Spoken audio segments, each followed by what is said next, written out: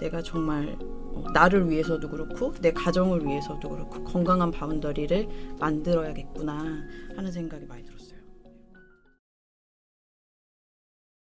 또 책을 보다 보면 애착 관계가 나오다 보니까 부모와 아이와의 그 관계에서의 바운더리는 뭐 어떤 관계일까? 요거 한번.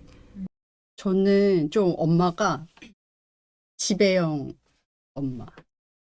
우리 엄마는 좀 이렇게 마이크로 매니징 하는 걸 좋아해요. 그러니까 뭐 해 이렇게. 근데 저는 엄마를 디스해서 죄송합니다. 그 막 이제 내 기억에 우리 엄마는 공부 잘하는 언니가 있는 집에 가서 얘는 공부를 잘한 이유를 네가 한번 알아봐라. 뭐 이런 거나. 그러고 이제 그러니까 난 항상 공부를 잘해야 되는데 왜 난 자꾸만 못하고 문제를 풀어야 되는데 나 문제를 너무 풀기 싫고 피아노를 잘 쳐야 되는데 피아노를 계속 치기 싫고 약간 그러고 나 그냥 막 나가서 만약에 놀고 싶은데 왜 난 못하게 하고 맨날 그럼 혼나지? 막 이러면서 그렇지만 엄마한테 굉장히 혼이 많이 났거든요. 그래도 가서 놀고 또 혼나고 놀고 또 혼나고 좀 그랬던 것 같아요. 그러니까 우리 엄마가 속이 뒤집어지셨고 수능형은 아이였네. 또 그렇게 하면 할수록 그냥 애들이랑 똑같은 거 막 몰래 해. 나 이거 뭐 하고 싶어 이렇게 야 네가 이런 거를 왜 이러면 알았어 이러고 몰래 해. 재밌다. 항상 그런 식이니까 이제는 그냥 나 뭐 할 거야 이러면 그래 해 약간 그래 이제 남편도 요즘 그렇게 좀 많이 바뀐 것 같아요. 그러니까 엄마가 어렸을 때 그렇게 했잖아요. 그러니까 나는 내 애한테 그렇게 하지 말아야지 약간 이런 생각을 했어요. 이제 지금 우리 집을 보면 이제 각자 자기의 색깔을 다 넷이 다 4인 4색인 것 같아요. 저 어렸을 때 기억나는 게 7살 때 집이 이제 단독 이제 주택가에 살았는데 유치원에 갔다가 유치원도 이제 그 유치원 버스 그 셔틀 타고 다녔어요. 그때는 그냥 혼자 내려가서 한 10분 정도 걸어서 갔다가 같이 맞아. 뭐 누구야 거기 유치원 가자 그래서 불러서 같이 차 타고 갔다고 이랬는데 집에 와서 띵동을 했는데 아무도 없는 거야. 7살 때였겠죠. 유치원 때니까 그게 너무 무서웠나 봐. 그냥 하염없이 울었어. 대문 앞에서. 어디 가지도 않고 그냥 울었던 것 같아. 근데 기억에는 한참 울었겠죠? 그리고 엄마가 이제 시장을 갔다가 와서 혼냈어. 왜? 바보같이 울고 있다고. 그게 엄마 너무 보고 싶어서 속상했던 거예요. 울었는데. 나는 무서웠거든? 혼자 갔다가 왔는데 뭐가 없어 주위에 엄마가 없어. 그냥 문도 잠겨 있었어. 그쵸. 그리고 대문 앞에서 길바닥에서 온 거니까. 아. 나 울만하지 않았어? 근데 엄마가 나 혼냈어. 나는 우리 엄마가 문을 잠그고 가서 창문을 열고 이렇게 담을 타서 집에 들어.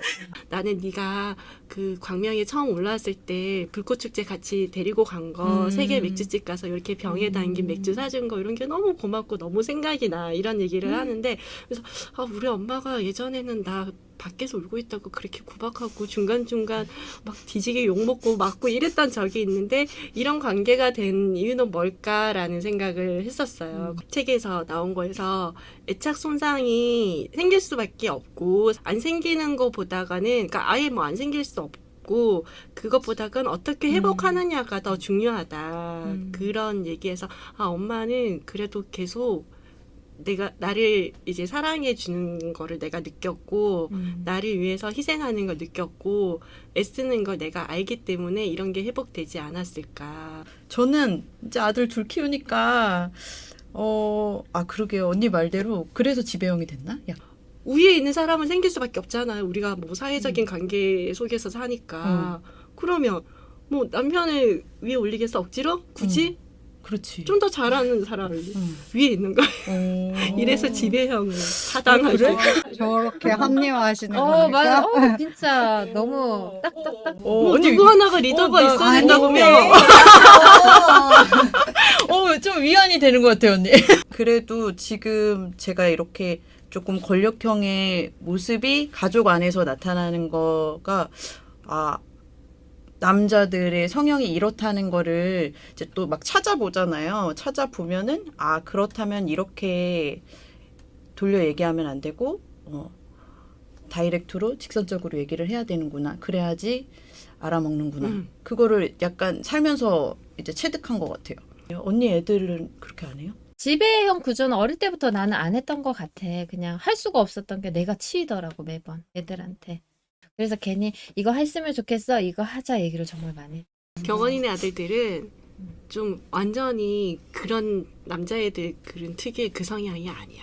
그러니까 이게 책을 보면서 우리 아이가 어느 성향인지 알아야 되는구나를 그리고 거기에 맞춰서 하는 거지 그 기준과 잣대를 내가 배운 하나로. 대로만 그걸로 해서는 안 되는 거예요. 사람에 따라서. 근데 그게 또 책 보면서 옛날 내 모습이 떠오르는 거예요. 그래서 내가 그렇게 해주고 지금 수능형 인간으로 지금 살고 있는데 애들이 가가지고 그런 얘기도 못하고 살면 어떡하나 또. 애들이 엄마한테 노 했을 때 그거에 대해서 내가 이상하게 생각하면 안 되겠구나. 받아들여 줄 수 있어야겠다. 들어서 서로 대화를 해야겠구나. 아무리 어린 아이들이라고 해도 그런 경험을 애가 해야겠구나 하는 생각이 들었어요. 저희 첫째가 학교에서 이제 친구들이랑 문제가 있어가지고 그거를 저한테 이제 와서 얘기를 한 거예요. 친구랑 얘기가 있어가지고 얘기를 했는데 제가 뭐라고 그랬냐면은 성준아, 친구랑 같은 반 친구잖아. 그러면 이제 잘 지내야 된다 하는 식으로 얘기를 했어요. 친구니까 잘 지내야지 같은 반이니까 이런 식으로 얘기를 해가지고 얘는 이제 얘가 마음에 안 드는데 그런 거에 대해서 제가 그렇게 얘기를 한 거예요. 그랬는데 그리고 며칠 있었는데 동네 언니가 그 딸내미가 이제 똑같은 상황이에요. 친구 때문에 스트레스를 받고 있는데 그거에 대해서 이제 언니가 얘기를 해주는 거죠. 그랬는데 뭐라 그랬냐면 야 이거 친구 너를 이렇게 힘들게 하는 거는 친구가 아니라고 이렇게 얘기를 하는 거예요. 그 안에 너랑 정말 마음이 맞고 같이 갈 수 있는 친구 한두 명만 있으면 되지 그렇게 많을 필요도 없어. 이렇게 얘기를 하는 거예요. 그래가지고 거기서 되게 충격을 받았어요. 그래서 그렇게 생각할 수도 있겠구나. 근데 저는 그냥 야 같은 반 친구고 그냥 좋은 게 좋은 거지. 그러고선 그냥 애가 상처받은 거에 대해서 그 얘기할 기회나 그거를 친구들 사이에서 표현할 기회나 그런 거를 저는 그냥 막았던 거죠. 그래가지고 내가 이렇게 행동을 하는 게 아이한테 영향을 많이 줄 수 있겠구나 하는 생각이 또 책 보면서 확 들더라고요. 처음에 그렇게 얘기한 이유가 내가 그렇게 수능형으로 살아왔고 그렇게 교육을 받았었기 때문에 아는 대로 그렇게 얘기를 한 것 같고 지금이 현실적인 생각을 했을 때는 그치 내가 살아보니까 그게 그렇게 중요한 게 아닌데 라는 생각으로 약간 현타가 왔었던 것 같고 그런 게 아니었나 하는 그런 상황들에 처해가면서 이럴 때는 어떻게 행동을 할지를 또 배우는 기회가 될 수도 있을 것 같아요. 그래서 너무 엄마의 의견이 전부라고 아이들이 받아들일 거라고 우리는 생각하지만 그들은 그렇지 않다. 사실은 그 부모의 의견은 그냥 하나의 의견일 뿐 나는 그거를 아이가 그 안에서 어떻게 해결하느냐가 가장 중요하고 그거를 자기 방식으로 해결할 수 있는 아이가 진짜 건강한 바운더리를 가진 아이가 아니에요. 어떻게 보면 우리가 좀 약했을 수도 있어. 맞아. 그 어디에 소속되어 있다는 거에 안정감을 느꼈던 아이였기 때문에 거기서 나와 있는 게 무서운 거야. 맞아. 두렵고. 그래서 어떻게든 난 솔직히 진짜 내가 뭐 잘못했는지 모르겠는데 쟤네가 내가 잘못했다니까 잘못했다고 해야 되네? 맞아. 그랬었던 것도. 저는 두루두루 이물이 저물이 약간 발을 걸치고 있는. 지금 얘기하는 거 보니까 우리가 그런 경험을 했기 때문에 내 애한테 친구가 그게 애가 친구랑 싸우고 와도 그거 다 필요 없어. 그냥 맞아. 친구 한둘이면 돼. 내가 해보니까 그렇더라. 이걸 우리는 그때 아픔을 겪고 안 거고 인간이 놀라운 사회성을 가질 수 있었던 것은 역설적으로 관계의 작은 손상에도 고통을 잘 느끼도록 설계되었기 때문이다. 즉 인간의 높은 사회적 협력이야말로 사회적 고통에 예민함에 비치고 있는 셈이다. 관계의 고통에서 자유로울 수는 없다면 우리는 그 고통 안에서 무엇을 해야 할까? 고통을 자원화하여 성숙해지는 것. 그것은 고통에 대해 인간만이 가지고 있는 태도이다. 근데 상처받지 않을 거리 에서 나는 자유롭기보다 외롭다도 말. 그러니까 뭔가 그래서 건강한 다시 거리두기를 어. 둬야 해야 되는 거고 어. 그걸 내 안에서 채워야 어, 된다는 어, 거잖아요. 어, 그 어, 외로움을. 이게 어쨌든 우리가 방금 얘기한 것도 그렇지만 이제 관계에서도 상처받고 돌아왔을 때 이제 거리를 너무 가까이 가면 상처를 받으니까 다시 돌아왔을 때 그 나를 좀 안위해주고 이럴 수 있는 나만의 오티움. 당신은 당신만의 오티움이 있나요? 오티움이 뭐였죠? 내 영혼이 기뻐하는 행위, 스스로의 기쁨을 만들어내는 힘. 오티움은 영혼을 기쁘게 하는 능동적인 여가. 이런 거를 오티움이라고 한대요. 좋겠다, 유나님은 많잖아. 그 화분 키우는 것도 사실 저는 걔네들이 왜 좋은가 생각해 봤거든요. 애들이 조용해. 나는 딱 그 물 주는 그 시간만 좀 챙기면 애들이 알아서 커. 이런 것도 너무 좋아요. 저는 요즘 가장 좋은 게 글쓰기. 저는 이게 진짜 저만의 오티움. 이제 완전 너무 좋아. 그러니까 이게 처음에는 정말 저도 끄적거림으로 시작했거든요. 막 일기 그때 왜 한참 아티스트 웨이 한다고 하루에 막 1시간씩 막 쓰고 막 이렇게 했는데 분리되지 않는 분리수거 모든 쓰레기가 한 곳에 모인 거를 다 분류를 해서 나눠서 재활용할 건 재활용하고 이렇게 해서 다 버린 것 같은 약간 그런 거예요. 그리고 내가 나를 이렇게 보잖아요. 내가 나를 못 보잖아요. 근데 나라는 캐릭터에 이름을 지어주고 한 발 물러나서 그 캐릭터를 이렇게 쓰니까 이게 약간 자기 객관화가 좀 된다 그럴까. 아, 내가 그때 이런 감정에 이런 행동을 했구나. 이런 게 보이고 이게 또 스토리가 되니까 또 되게 재밌는 거예요. 그렇게 해서 하고 하니까 남편이 막 미운 행동을 해도 아, 그래, 김반장 그럴 수도 있지. 김반장이라면 그럴 수 있었을 거야. 약간 이런 게 되고 내 아이들에게도 좀 더 관대하게 그런 시선으로 봐줄 수 있는 거예요. 네가 그럴 수 있지. 그 시기에 그럴 수 있지. 약간. 그렇게 하고 이렇게 하니까 너무 좋아요. 그래서 정말 글쓰기는 정말 환희의 순간. 진짜. 자, 이어서 글쓰기를 하고 싶어 하시는 분은 어때요? 그래서 맞아. 글쓰기는 왜 하기로 한 글쓰기. 거예요? 제 스스로에 대한 그 불만이 계속 있는 것 같은데, 그게 이제 책을 읽으면은 항상 그런 마음이 들거든요. 여기서도 나오지만, 나답게 살기 위해서 필요한 게 자신의 욕구와 재능과 가치, 이 세 가지를 아는 것이다. 나를 아는 어. 거. 그러니까 내가 뭘 좋아하고, 뭘 안 좋아하고, 뭘 잘하고, 뭘 못하고, 나한테 중요한 게 뭔지 그런 것들을 이제 스스로 알고 있어야 되고 거기에다가 자기 비판적 사고가 있어야 된다는 거예요. 그러니까 그 자기 비판적 사고가 있어야지 나를 계속 돌아보고 그리고 수정하면서 이제 올라갈 수 있잖아요. 근데 제가 이 비판적인 사고가 없어요. 근데 그게 그 수능형 때문에 또 그런 게 있는 것 같아요. 그러니까 그냥 그렇구나 하고 계속 항상 그렇게 살았던 것 같아요. 그냥 말하면은 그거에 대해서 다시 한번 생각해보지 않고 그냥 그렇구나. 그리고 그냥 받아들이고. 근데 그게 너무 그냥 내가 뭔가 생각을 하는 데 있어서 내 생각하는 방식이 그렇게 굳어진 것 같아요. 근데 그 자기계발서들 읽어보면 대부분 책 많이 읽으라고 그러고 글을 쓰라고 이렇게 얘기를 하잖아요. 그게 거의 공통적으로 나오는 얘기더라고요. 그래가지고 책은 뭐 읽는다고 읽었는데 많이 읽진 않았지만 글은 한 번도 안 써본 것 같더라고요. 근데 또 유나 언니가 굉장히 오래 이제 새벽 글을 썼잖아요. 근데 또 언니가 굉장히 발전하는 모습을 봤잖아. 그래서 그래? 나도 해봐야지. 그러면 나도 한번 해볼까? 그래가지고 근데 이제 글을 뭔가 주제를 정하고 쓰다 보니까 생각을 하게 되고 맞아. 생각을 계속 이렇게 깊게 그냥 이렇게 넓게 하는 게 아니고 그거 하나에 이렇게 깊게 생각을 해본 적이 별로 없거든요. 근데 그거를 내가 글로 써내야 되니까 그냥 대충 생각하고 끝나는 게 아니고 글로 논리가 있어야 되잖아요.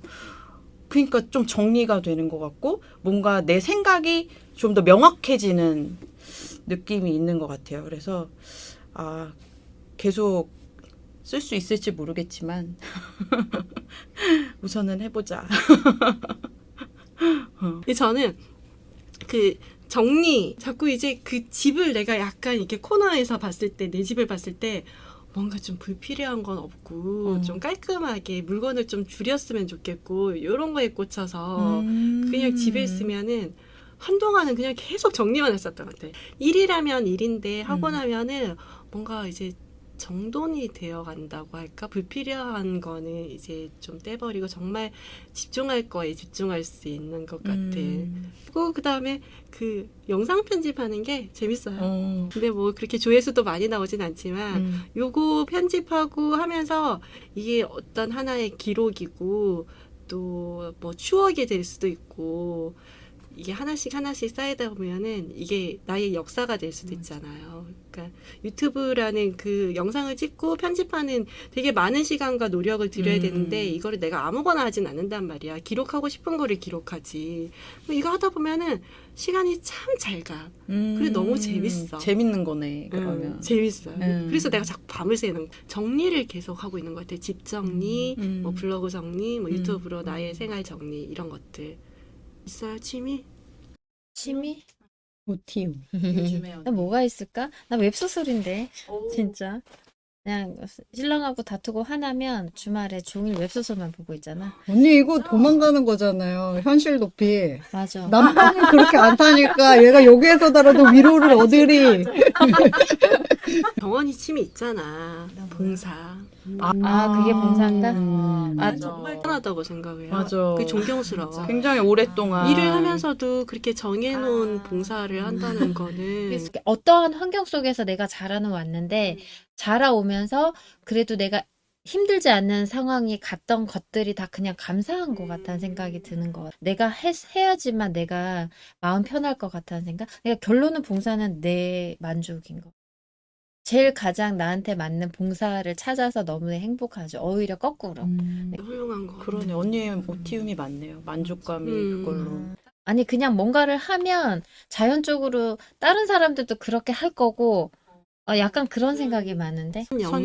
선순환? 어떤 누군가가 뭐 상처든 어떤 애착 손상이든 그런 게 있는 사람들이 그냥 삼자건 잘 모르는 사람에서건 관심과 어떤 도움을 받으면 이게 또 선순환으로 다른 사람한테 베풀고 자기가 이제 회복된다고 해야 되나? 케어되잖아요. 이런 게 되게 큰 거야. 차를 운전하고 가다가 비가 오는데 학생 하나가 비를 맞고 가니까 차에 놔뒀던 3단 접이 우산을 던져주는 거야. 유튜브에서? 쓰고 가라고.